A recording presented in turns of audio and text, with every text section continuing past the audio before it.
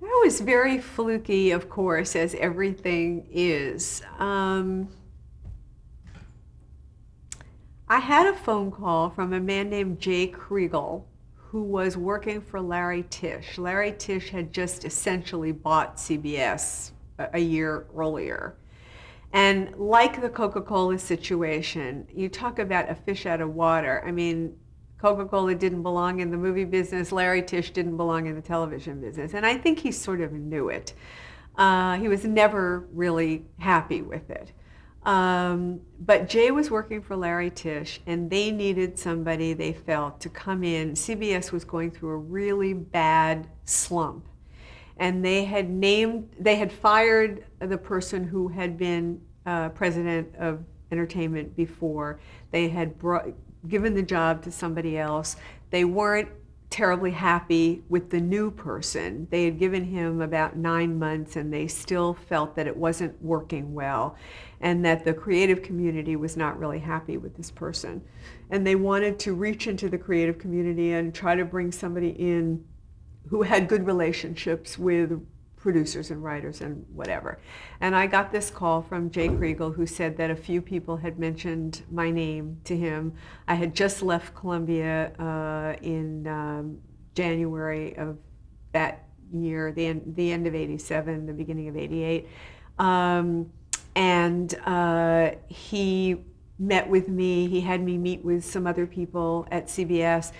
And Howard Stringer, who was just really the same week becoming president of all of CBS in New York.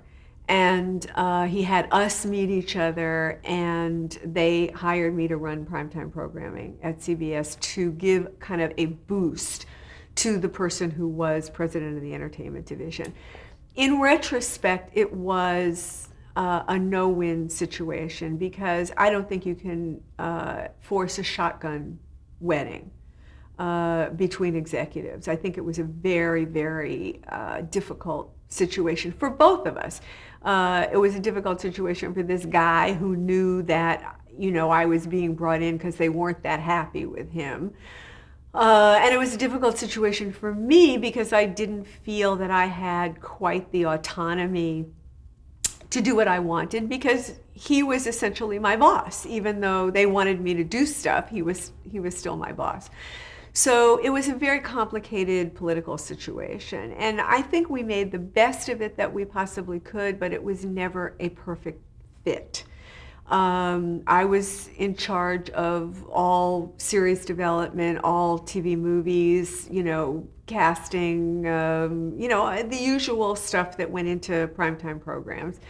And it was difficult for him to give up a lot of those responsibilities. And it was difficult for me to sort of have to go to him for permission to do certain things, So it was an uneasy alliance. And, I liked him personally, and I don't think he disliked me, but he certainly disliked the situation.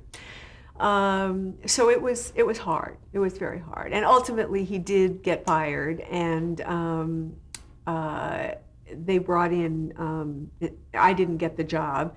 They brought in Jeff Sagansky, and he changed a lot of things, and I left when Jeff came in.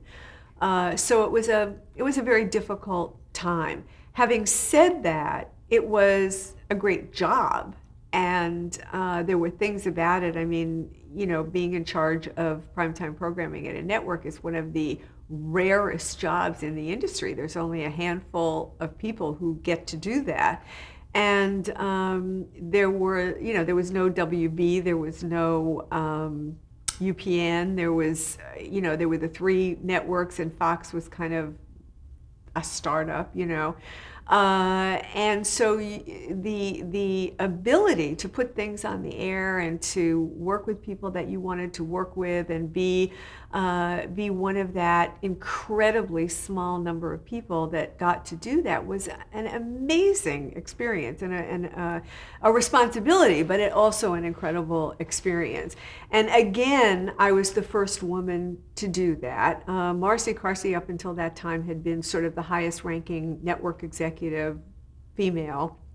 And she had been in charge of series, but I also had movies and all this other stuff. So I was the first woman that was really in charge of all primetime programming, and that was very exciting. And you know, it seems again today, when there are so many women doing that and so many women being presidents of networks, it doesn't seem like that big of a deal today. But at the time, I felt extraordinarily tapped, to do something like that.